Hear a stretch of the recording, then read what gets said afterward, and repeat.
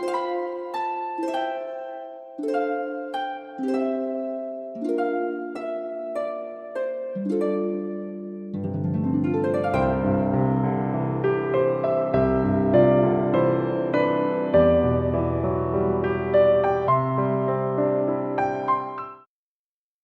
bonjour à chacun, chacune. Je vous souhaite la bienvenue dans le beau nom de notre Seigneur Jésus-Christ. Amen. Aujourd'hui, nous allons explorer un message très connu de la Bible. C'est un verset biblique qui est mémorisé par les enfants dans l'école du dimanche et aussi enseigné aux nouveaux convertis. Il est même souvent cité lors de nos rencontres et pour autant, c'est un verset qui est méconnu par beaucoup de chrétiens. C'est le verset de Jean 3,16.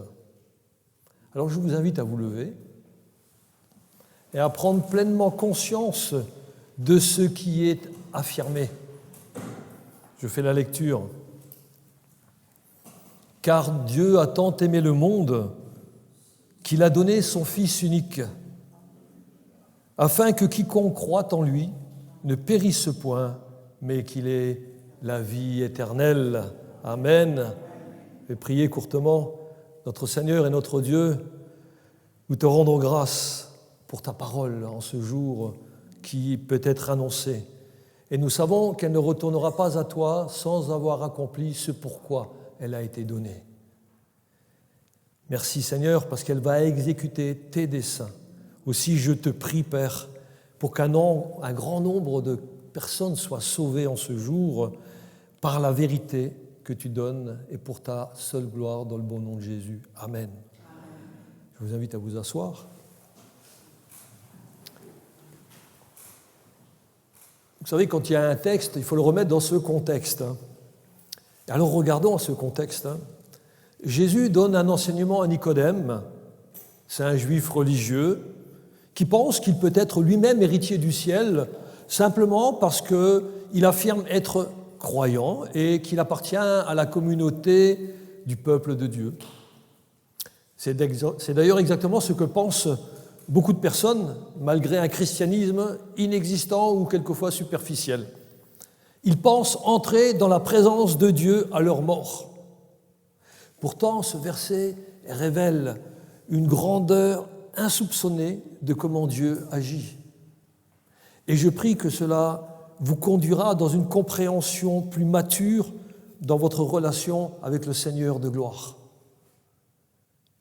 Trop souvent, en lisant rapidement ce verset, on l'utilise pour préciser que Dieu veut que tout le monde soit sauvé. Ah, c'est sûr que ça réconforte, hein. Mais est-ce que c'est vraiment ce que cela signifie ? Pensez-vous que Jésus a voulu faire passer ce message ? Nous irons tous au paradis. C'est pas ça. Vous comprendrez, mais alors, qu'est-ce que signifie réellement ce verset ? Et pour ce faire, nous allons creuser l'Écriture afin d'extraire ce qui est caché et le ramener au grand jour pour que plusieurs soient sauvés par l'éclat de la vérité qui se trouve dans ce verset. Il y a dans ce verset de Jean 3,16 un mot que nous avons vidé de sa substance. C'est le mot « croire », afin que quiconque croit. Croire, ce n'est pas simplement un assentiment, un accord intellectuel, mais c'est une confiance radicale. Beaucoup de personnes croient en quelque chose. Aussi, croire dans notre culture moderne, c'est devenu un simple assentiment intellectuel. Par exemple, je crois que le général de Gaulle a existé et qu'il a été un acteur décisif pour la France d'après-guerre. Croire, c'est accepter un fait comme étant vrai. Et nous avons importé justement cette définition superficielle dans notre théologie chrétienne dite évangélique. Aussi, croire en Jésus, pour beaucoup, signifie simplement accepter les faits historiques au sujet de ce que Jésus a fait, qu'il ait été le Fils de Dieu, oui, qu'il est mort sur une croix, qu'il est ressuscité et qu'il est monté au ciel. Alors dès lors, on présente comme ça une conversion comme le fait de cocher une case. Croyez-vous à ces faits ? Et là, tout le monde dit oui, alors on coche la case. Alors, levez la main si vous croyez à ça. Félicitations. Soyez les bienvenus dans la famille de Dieu. Vous êtes sauvés. Voilà ce qui est tragique. Ce n'est pas ainsi que le Seigneur le dit. C'est une contrefaçon de la foi. Et ça rend personne qui croit vraiment en Dieu. Parce que ça rend la personne indépendante de ce qu'elle-même, elle pense, de sa propre volonté. Je crois ce que je crois, alors je suis sauvé. Pourtant, quand on lit un tant soit peu la Bible, nous y trouvons une réelle mise en garde contre cette sorte de compréhension qui est juste une foi charnelle. Et cela nous est donné en Jacques 2, 19, qui nous dit « Tu crois qu'il y a un seul Dieu ? Ben, tu fais bien. » Écoutez la suite. Les démons le croient aussi, mais eux, ils tremblent. Effectivement, les démons savent qui est Jésus mieux que n'importe quel théologien. Remarquez bien que les démons croient aux faits historiques, mais leur croyance ne les sauve pas. Elle les fait trembler. Ça prouve d'une manière concluante que le fait même d'accepter des vérités bibliques donne des connaissances, certes, mais personne n'est rendu meilleur, ni plus saint. Et la question est posée, et vous, où en êtes-vous ? Parce que accepter les faits concernant Jésus et la théologie biblique ne sauve personne. Elle donne un sentiment de croire, mais ça, ce n'est pas la vraie foi. Mais alors, que signifie croire ? On va faire du grec. Le mot grec, c'est pistéo, définit le mot croire. Et dans l'évangile de Jean, ce mot, il est dynamique, il est actif, il est relationnel. Il ne signifie pas simplement croire que, mais croire en. Voilà la relation qui doit être établie au plus profond de votre être. Prenez note de cela. Et vous, à ce moment-là, vous ne serez plus jamais tenté de répéter machinalement le mot « croire » comme quelque chose de magique. Sachez que croire exprime une radicalité. Je sais que dans le monde, on n'aime pas beaucoup ce mot, mais c'est clair et net. Il y a une différence, et ça doit se voir. Parce que c'est une confiance totale, une entière dépendance, une véritable adhésion à ce que Jésus a dit. En fin de compte, croire, c'est l'acte de transférer toute sa confiance de soi-même envers un autre. Comprenez bien qu'il y a une différence entre une chaise où je pense qu'elle peut supporter mon poids et le fait de vouloir m'asseoir dessus pour lui faire confiance. Telle est la même valeur du mot croire. Crois-tu que Jésus va pouvoir te porter dans toute ta vie, va pouvoir être ton soutien dans toute ta vie, ou alors tu fais simplement confiance à ce que tu penses? Si vous pensez simplement sans mettre votre confiance totale en Christ, c'est juste une conception intellectuelle que vous avez, mais ça, ce n'est pas la vraie foi. Parce qu'il y a aussi une différence entre croire qu'un médecin a le bon remède pour votre maladie mortelle et l'acte de réellement prendre le remède et de le laisser, ce remède, faire son œuvre en vous. Effectivement, on peut admirer un médecin, croire en ses qualifications, mais si on ne prend pas le remède, sa connaissance ne nous sert à rien. De même, croire en Christ, c'est prendre le remède. Aussi, la vraie foi, elle n'est pas passive, elle est active. Évidemment, elle a un début, mais elle continue toute la vie. C'est la vraie vie chrétienne. Ainsi, tout croyant sait qu'il doit faire confiance au salut offert par Jésus. C'est ça, s'asseoir sur la chaise de la justice de Christ. Pour ce faire, vous avez besoin de regarder à ce qui a été accompli à la croix par Jésus. Tout le monde peut croire, je vous rassure.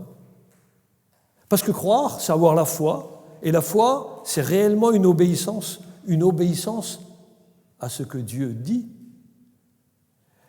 Aussi, croyez que ce que Dieu dit est vrai. Regardons un peu à ce que la vraie foi implique. Croire ce que Dieu dit. Tout homme est perdu et condamné à l'enfer. Crois-tu cela? Croire ce que Dieu dit. Jésus seul sauve.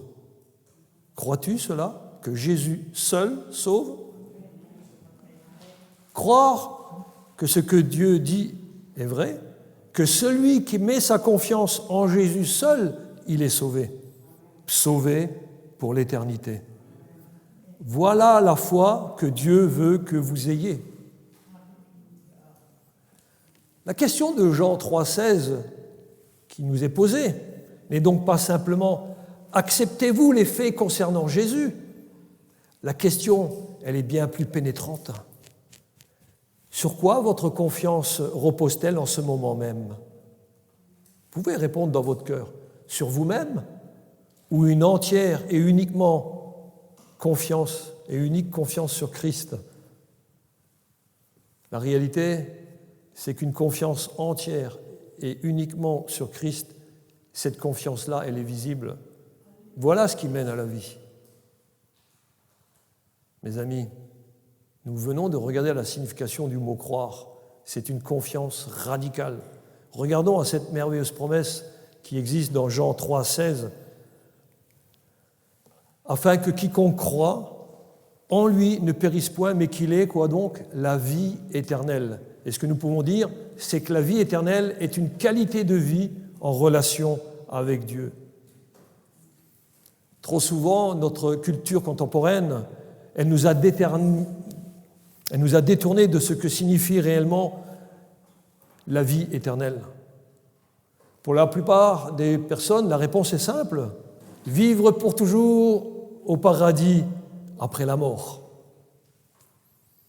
Alors on peut comprendre que la vie éternelle est une quantité de vie qui ne finit jamais. Et c'est bien vrai, la vie éternelle est en effet sans fin. Mais si vous vous concentrez uniquement sur la durée, vous allez manquer la vérité la plus merveilleuse qui soit. Car il s'agit de comprendre que la vie éternelle n'est pas principalement une question de quantité, mais surtout de qualité. Ce n'est pas simplement une vie qui dure éternellement, mais c'est un type de vie qui est par nature éternelle. Un type de vie qui est par nature éternelle. Jésus nous donne une définition justement de ce que c'est la vie éternelle, et il le fait en 17,3 pour ceux qui prennent des notes. Il nous dit ceci: « Or, la vie éternelle, c'est qu'ils te connaissent toi, le seul vrai Dieu, et celui que tu as envoyé, Jésus-Christ. » Amen. Lisez cela attentivement. La vie éternelle, c'est la connaissance de Dieu.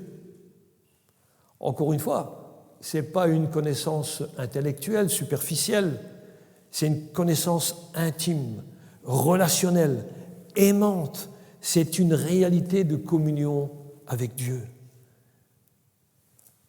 Et vous savez, maintenant vous allez le savoir, c'est pour retrouver cette relation que vous avez été créés, mes amis. Retrouvons cette relation, parce qu'elle a été perdue par la désobéissance d'Adam, mais retrouvée par le nouvel Adam, Christ. Et c'est ce qui devrait changer votre manière de vivre.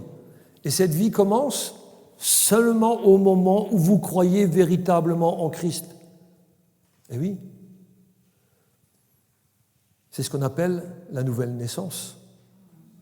Et à la nouvelle naissance, Dieu ne nous donne pas simplement un billet pour aller au ciel, mais bien plus. Il fait autre chose de plus merveilleux. Il implante en nous une nouvelle nature. Et la nouvelle nature, elle s'appelle la vie éternelle elle-même. Ça, c'est une réalité présente et qui se voit. On continue avec le grec.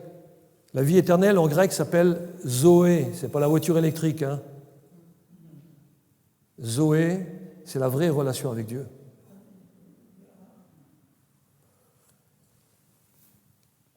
On doit comprendre, on doit saisir ce que le Seigneur enseigne ici.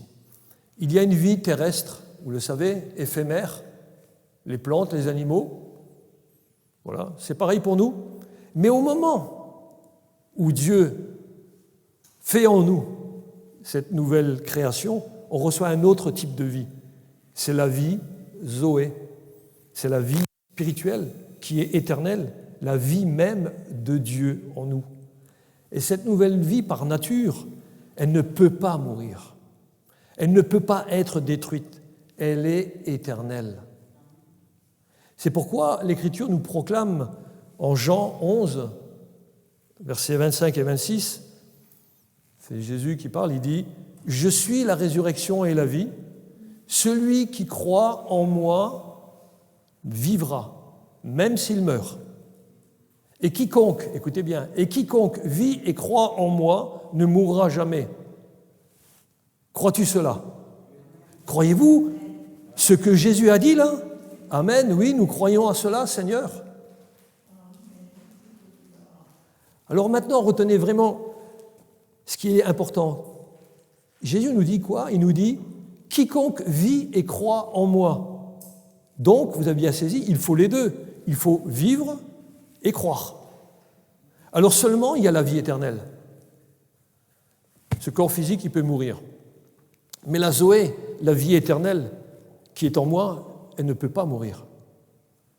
Et cette vérité-là, elle a des implications profondes pour ma vie tout entière, ici et maintenant. Et c'est la même chose pour vous. Amis, le but de la vie chrétienne, ce n'est pas d'essayer de survivre en attendant le paradis, le ciel, mais c'est de démontrer la qualité de la vie éternelle maintenant, ici, déjà. C'est cela, vivre et croire en Jésus. Et cela, ça se fait chaque fois que vous passez du temps dans la prière. Non pas pour demander des choses, mais simplement pour être avec le Seigneur, lui parlant comme à un ami. Et c'est justement dans cette relation que vous expérimentez la vie éternelle. Le faites-vous réellement et régulièrement? Et chaque fois que vous méditez sur sa parole et que l'Esprit vous révèle une nouvelle facette de la gloire de Dieu, vous expérimentez la vie éternelle. Chaque fois que vous aimez un frère ou une sœur avec l'amour de Christ, vous expérimentez la vie éternelle. Chaque fois que vous mettez en pratique la parole de Dieu plutôt que vos désirs humains charnels, vous expérimentez la vie éternelle. Et que la vie éternelle commence au début de votre foi. Alors, êtes-vous simplement en train d'attendre l'éternité ou est-ce que vous êtes en train de cultiver la vie du ciel en vous, ici et maintenant? Répondez en votre âme et conscience et laissez l'Esprit de Dieu vous conduire. Nous allons maintenant explorer la source de ce don incroyable que Dieu a accordé. L'amour de Dieu, nous est dit, n'est pas un sentiment, mais un sacrifice saint et coûteux. Vous pouvez vous poser la question, pourquoi Dieu nous donne-t-il cette vie nouvelle? Et qu'est-ce qui l'a motivé, lui, à nous donner cette vie nouvelle? Le verset de Jean 3,16 nous donne la réponse la plus célèbre et la plus profonde de tous les temps. Elle nous dit « Car Dieu a tant aimé le monde ». Ici encore, nous nous heurtons à notre interprétation superficielle. Voyez-vous, le mot « amour » a tellement été édulcoré, galvaudé par notre culture qu'en fin de compte, il ne signifie souvent rien de plus qu'un sentiment positif ou une tolérance bienveillante à l'égard de quelqu'un. Nous imaginons l'amour de Dieu comme une sorte d'affection générale et inconditionnelle pour tout le monde. On pourrait le représenter, vous savez, tel un grand-père qui sourit à tous ses petits-enfants, peu importe ce qu'ils font. Mais l'amour de Dieu dans la Bible, c'est bien plus grand que cela.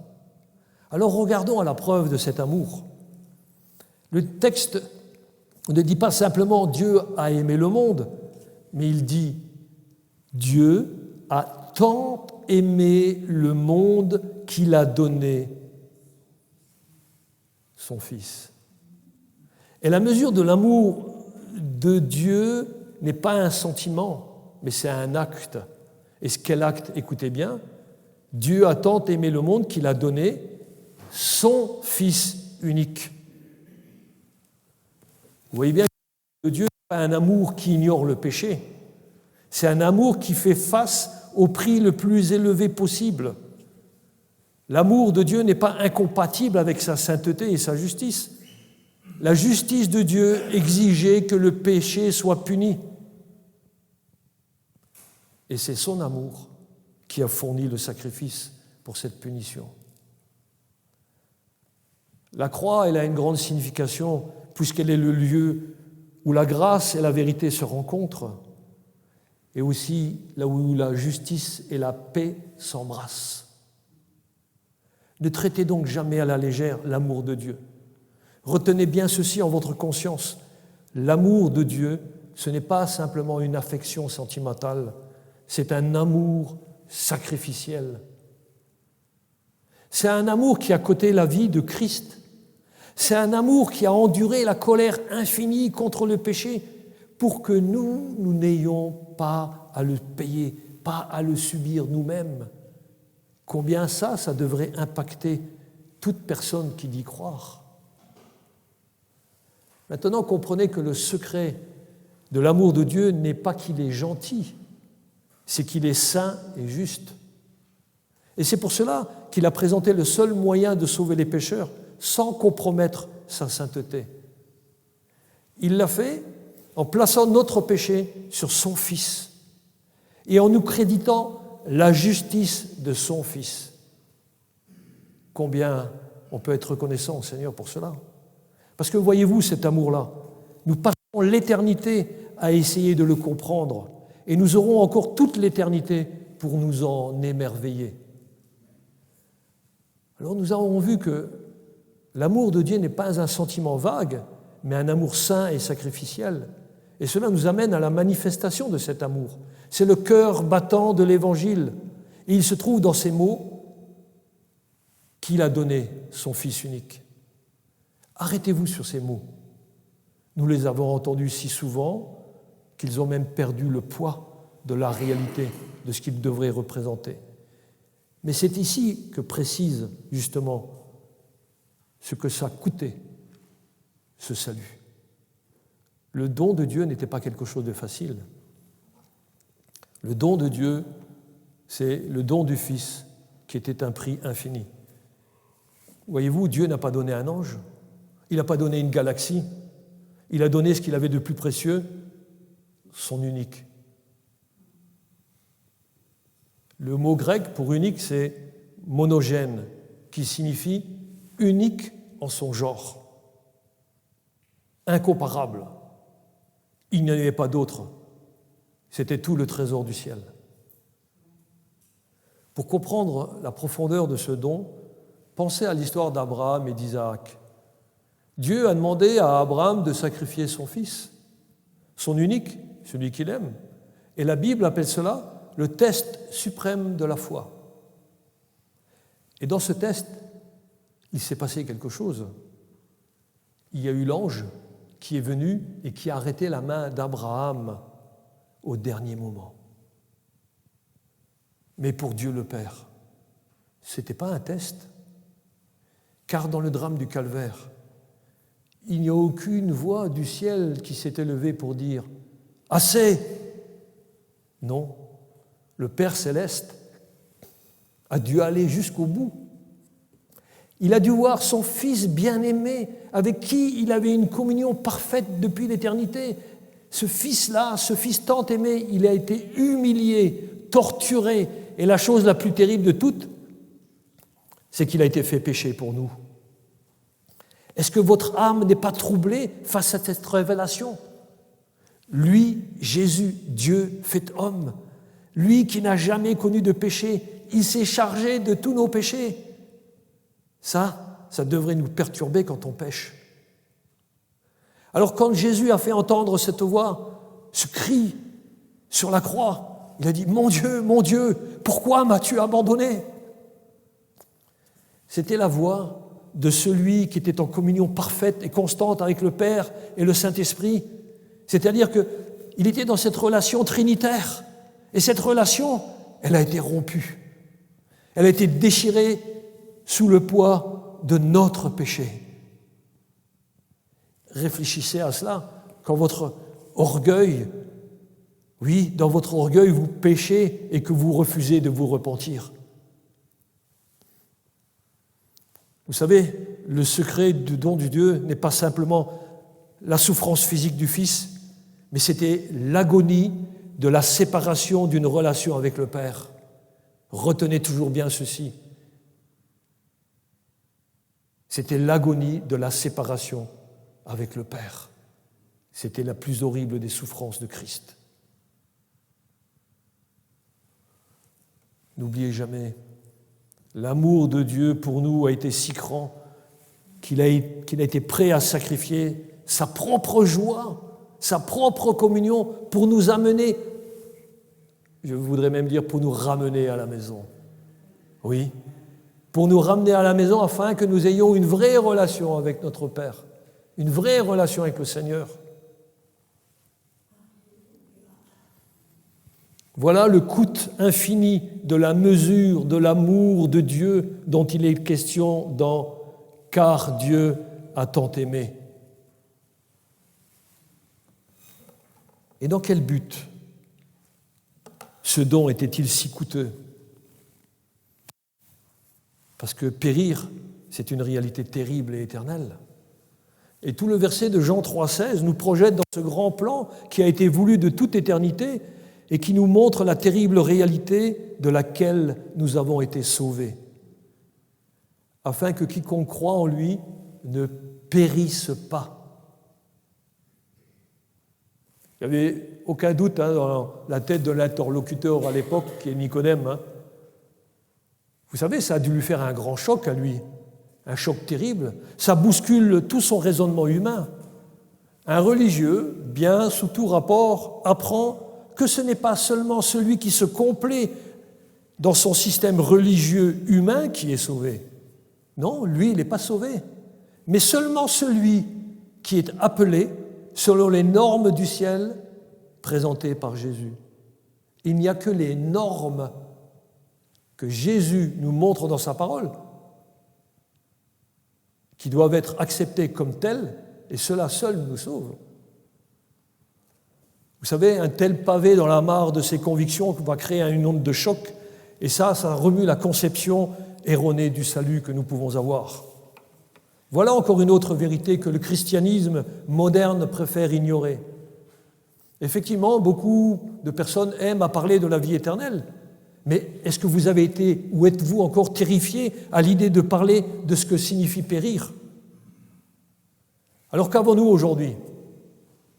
Pour remplir les églises, l'homme a créé un évangile qui n'est que positif. Une histoire de salut avec aucune mention de son dont nous sommes sauvés. Mais voyez-vous, la bonne nouvelle n'a de sens que si la mauvaise nouvelle, elle est comprise dans toute son horreur. Alors regardons à ce que signifie périr. Et certaines personnes, pour ne pas choquer l'opinion, prétendent que c'est une simple cessation d'existence appelée la annihilation. Ce qui induit, en fin de compte, que vous pouvez vivre comme vous voulez et faire ce que bon vous semble, puisqu'après, il n'y a plus rien et vous n'aurez pas de compte à rendre. C'est exactement dans quoi la société aujourd'hui verse, n'est-ce pas? Mais aussi les religions. Or, le mot grec pour périr, c'est apolloumie. Ça signifie la ruine, la destruction, la perte totale de tout ce pourquoi on a été créé. Ça correspond à l'état final et irréversible de la séparation avec Dieu. Alors que Dieu, il est la source de toute vie, de toute joie, de tout amour, de tout bien, parce que Dieu veut ces choses pour vous. Par contre, périr, c'est l'enfer. C'est la deuxième mort dont il est parlé dans Apocalypse 2,18. Prêtez attention à la lecture de la parole. Il dit « quant aux lâches », c'est ceux qui se défient par rapport à la parole de Dieu. Aux incrédules, c'est ceux qui refusent de reconnaître la vérité de la parole de Dieu. Aux sorciers, ceux qui manigancent plein de choses. Aux abominables, aux meurtriers, à ceux qui vivent dans l'immoralité sexuelle. Aux idolâtres et à tous les menteurs, leur part sera dans l'étang ardent de feu et de soufre. C'est la seconde mort. Voyez-vous, la seconde mort, c'est une référence à l'étang de feu où se retrouveront tous ceux qui, par leur péché de désobéissance, seront séparés de Dieu et ils demeureront pour l'éternité. Ce jugement est décrit dans les Écritures comme un avertissement pour que les incroyants cherchent le salut en Jésus-Christ. Et c'est pourquoi nous prêchons ce merveilleux salut. Parce que le Seigneur a mis en nous cette notion d'éternité, mais nous ne voulons pas la partager tout seul, Nous voulons la partager avec d'autres, avec toutes les âmes qui se perdent dans ce monde et qui sont appelées à salut par Jésus-Christ. Alors, on va regarder un peu à quoi correspond l'enfer. Premièrement, c'est un état insupportable parce qu'on est conscience des tourments. De quoi? C'est parce qu'il y a une présence insupportable de la justice de Dieu. En enfer, la présence insupportable de la justice de Dieu couvrira toutes les personnes. Et ça entraîne une brûlure profonde, au plus profond de notre être, de l'être, de l'âme, parce qu'elle est liée à l'absence éternelle de la grâce de Dieu. Aujourd'hui, si vous entendez sa voix, n'endurcissez pas vos cœurs. Ne recevez pas la grâce de Dieu en vain. Prenez conscience de cela, parce que sinon vous passerez l'éternité à regretter amèrement d'avoir perdu à tout jamais le but même de votre existence. C'est cette prise de conscience angoissante qui attend tous ceux qui refusent de croire en Christ seul. Souvent, on a l'habitude de dire « ouais, ça va être brûlé », etc. Mais quand Jésus dit « là où le ver ronge et ne meurt point, où le feu brûle et vous ne mourrez point », il parle bien de quelque chose de bien plus grand que ce que nous pouvons imaginer. C'est l'absence totale de la grâce de Dieu et le poids insupportable de la justice de Dieu sur la vie des personnes qui seront dans cet enfer-là. Les amis, soyez conscients que sans avoir ressenti la condamnation que vous méritiez, vous ne pouvez apprécier pleinement le salut que Jésus offre. En effet, personne ne peut goûter à la douceur du salut sans avoir goûté d'abord, saisi même à la gravité de sa propre situation. Comprends bien que si tu n'as jamais compris que tu partais en enfer, tu ne peux pas accepter le don de Dieu dans ta vie. Vous savez, l'Évangile n'a pas pour but d'améliorer les gens en les rendant bons si possible. Le but de cette proclamation de l'Évangile, c'est de vous sauver du danger réel de l'enfer éternel qui vous attend. Christ seul est mort sur le bois de la croix pour régler la dette du péché. Ne vous mettez pas votre confiance en quelque chose d'autre. Alors confiez-vous en lui seul. Cette croix, c'est comme un bateau de sauvetage qui est jeté à des hommes et à des femmes qui se noient. Mais vous comprendrez bien, si vous pensez que vous ne noyez pas le bateau de sauvetage de Christ, il n'est pas pour vous. Il ne sera jamais pour vous. Il n'y a que ceux qui savent qu'ils se noient qui vont accepter le bateau de sauvetage de Christ. Vous savez, vous devez comprendre que seuls ceux qui ont une conscience qu'ils sont perdus, eux seuls perçoivent la réalité de la promesse qui se trouve en Jésus seul. Et maintenant, quel est l'objet de cet amour incroyable dans ces mots « car Dieu a tant aimé le monde ». Le monde, en grec, se dit « cosmos ». C'est important de rechercher dans la langue de la rédaction du Nouveau Testament parce que ça révèle un mot qui a un sens vraiment très profond.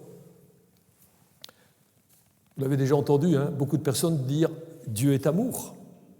Et ils s'imaginent qu'il y a un salut comme ça, universel pour tous les êtres humains, alors que d'autres disent que tous ne seront pas sauvés. Mais alors, comment comprendre ce type de message? Premièrement, comprenons que Jésus s'adresse à Nicodème, un juif religieux, qui pensait, comme ses compatriotes, que seuls ceux qui sont sauvés, ils appartiennent à leur système religieux, et que ceux qui voulaient être sauvés, ils devaient embrasser le judaïsme. Quelle folie! Alors la proclamation de ce verset par Jésus, elle a fait son effet. On peut comprendre qu'il a été choqué, n'est-ce pas, Nicodème? Mais aussi, aujourd'hui, des tas de gens religieux sont choqués. Jésus est en train de dire que l'amour salvateur de Dieu, parce que c'est l'amour de Dieu, n'est-ce pas, qui sauve. Il n'y en a pas d'autre. Hein. Il n'est pas limité à une nation, comme Israël, par exemple, non. Mais il s'étend aux personnes de toutes les tribus, à toutes les races, à chaque peuple sur la surface de la terre. Et ça, voyez-vous, c'est une déclaration radicale contre l'exclusivisme national. On a vu premièrement, voire le deuxièmement, et c'est là où chacun de vous, chers auditeurs, devrait saisir le sens profond de l'appel que Jésus vous adresse. Quel est le genre de monde que Dieu a aimé? Est-ce un monde bon, aimant, qui le cherchait? Non, pas du tout. Jean nous dit que le cosmos est un système rebelle, qui est hostile à Dieu, qui gisait même sous la puissance du malin. Paul dit lui-même que nous étions ennemis de Dieu. Aussi, voyez-vous, le véritable scandale de l'amour de Dieu qui est proclamé n'est pas son étendue, mais son objet. Écoutez bien ceci. Dieu a aimé un monde qui le haïssait. Il a aimé les pécheurs qui lui tournaient le dos, comme le dit Romains 5,8. Mais Dieu prouve son amour envers nous en ce que nous étions encore des pécheurs. Christ est mort pour nous. Voyez-vous, son amour n'est pas une réponse à notre bonté. Son amour est la source de toute bonté que nous pourrions jamais avoir, parce qu'en réalité, personne ne mérite l'amour de Dieu. Le secret qu'il y a dans cette phrase « Dieu a tant aimé le monde » et que la chose la plus étonnante qui soit, c'est que ce n'est pas que Dieu ait aimé le monde entier, mais qu'il a aimé un monde comme le nôtre, un monde perdu, un monde corrompu, un monde loin de sa face qui est sainte.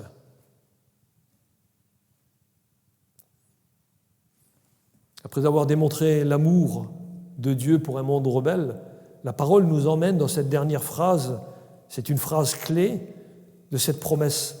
C'est la clause qui ouvre la porte du salut aussi largement que possible. Vous êtes appelés à ça, à entrer dans cette porte. La porte de la grâce est grande ouverte pour quiconque abandonne sa propre justice pour se confier en Christ. Quiconque. C'est l'invitation ouverte de l'Évangile à toutes sortes de personnes, juifs, gentils, riches, pauvres, hommes, femmes. Non pas à tous, mais quiconque dans ces cas-là. Ce que Jésus nous enseigne, c'est non pas ton orgueil, ou parce que tu fais partie d'une tribu un tel, ou d'un clan que tu es sauvé, ou d'une religion que tu es sauvé. En effet, quiconque signifie que Christ n'a pas limité son rachat aux Juifs ou aux gentils seulement. La promesse du salut n'est pas limitée par votre passé. Quiconque inclut aussi bien le menteur, l'adultère, le voleur, l'orgueilleux. Comprenez là qu'il y a une bonne nouvelle pour nous aujourd'hui. Votre casier judiciaire spirituel ne vous disqualifie pas, aussi long et honteux qu'il peut être. Le mot quiconque efface votre passé et vous offre un avenir meilleur. Ça signifie que la promesse n'est pas limitée par votre statut social. Quiconque inclut le riche et le pauvre, le PDG et la femme de ménage, le professeur d'université et le manœuvre de base. Quiconque signifie que la promesse n'est pas limitée par votre nationalité ou votre ethnicité. Ce mot quiconque fait l'effet d'une bombe parce qu'il a détruit le mur de séparation entre juifs et gentils et il crée maintenant quelque chose de nouveau. C'est la seule bombe qui crée quelque chose de nouveau. Elle crée une nouvelle humanité en Christ. Quiconque signifie que la promesse n'est pas limitée par votre arrière-plan religieux, parce que dans quiconque, cela inclut aussi ceux qui ont été élevés dans l'Église et qui sont devenus des pharisiens évangéliques, aussi bien que celui qui est athée et qui a passé sa vie à se moquer de la foi. Quiconque correspond à ceux qui ont eu une emprise religieuse sur leur vie et qui n'ont pas su s'en défaire jusque-là.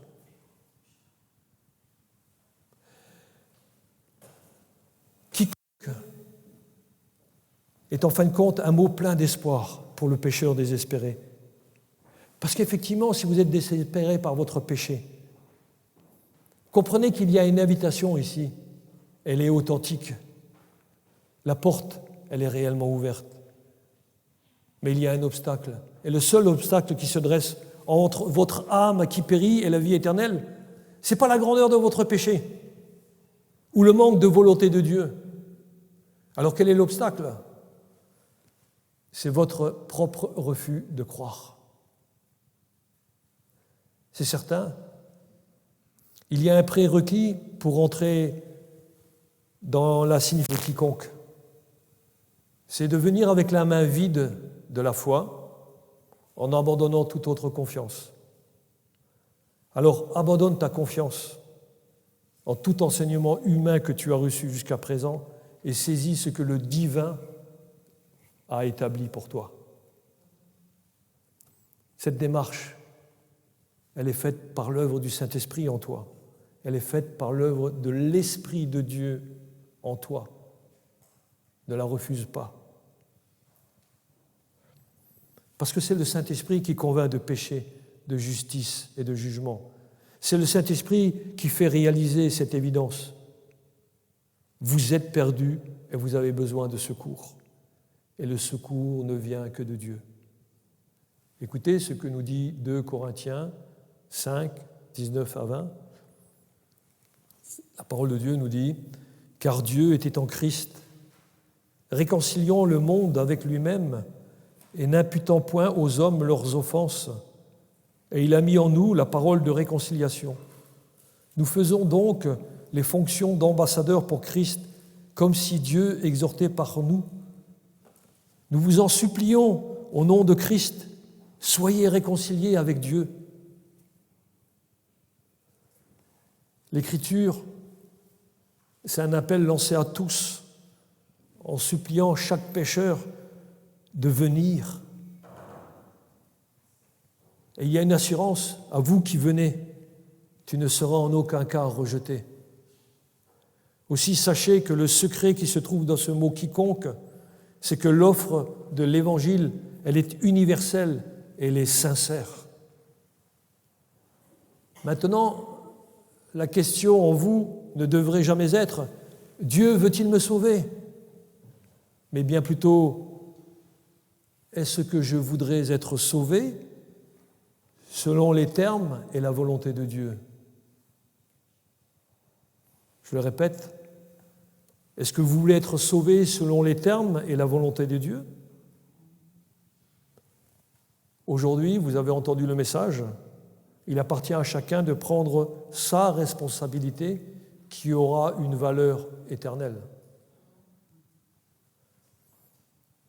Mes amis, avec ce court verset de Jean 3,16, nous avons exploré les richesses de la grâce de Dieu.